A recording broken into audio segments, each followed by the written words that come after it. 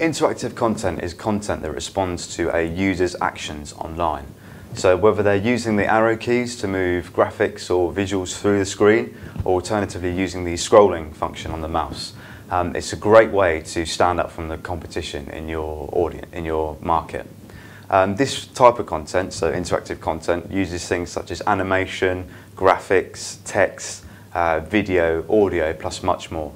So if you're thinking of using it for your own content or marketing strategy, what are the benefits? Well, today I want to look at 4 of them. So first of all, the first thing to note is it allows for greater audience involvement and engagement.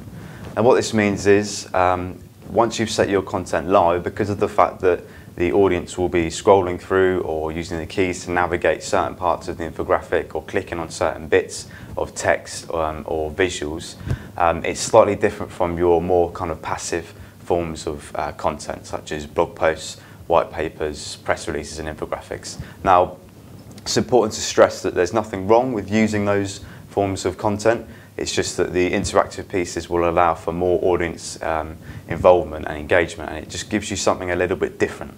So that's the first point.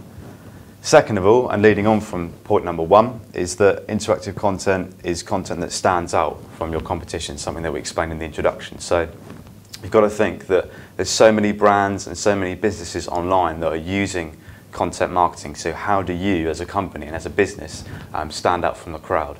Well, interactive content is one way that you can do this. And like I said, it might take you longer to come up with an idea, longer to actually implement that idea over a period of a couple of months, and then promote it as well. But the hope of that is that you're going to get more traction from doing so. So always use the other forms of content as well, but if you're using things like I've said before, blog posts and white papers alongside interactive content, providing you've got the budget to do so, then this is only going to enhance your campaigns and improve the impact of your content.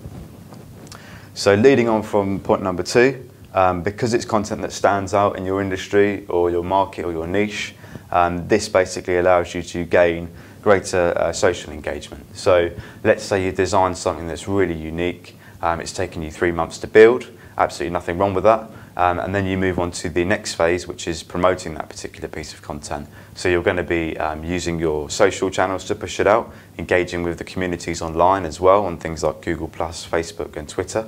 You're also going to be using influencers and contacting journalists and popular publications or sites and blogs within your industry. So by doing that, once you've set it live and you're promoting it to those sectors and those influencers and journalists, it's likely that because it is a decent, strong and bigger piece of interactive content, you're going to gain more shares, more likes, more responses, and ultimately all of that helps with your campaign because it generates traffic back to your site. And if it doesn't, then obviously the 4th point on the list is that it basically increases your brand exposure as well. So think about how you're going to use interactive content in your own marketing strategy. Like I say, it might take longer to create, but the benefits of doing that and the benefits of sharing it online within those communities is going to have a much bigger impact on your campaigns, alongside some of the existing pieces that you may or may not be already working on. So best of luck in your own efforts to promote your interactive content. Thanks for watching. For more information, please visit koozai.com or visit any of the social profiles at the end of this video.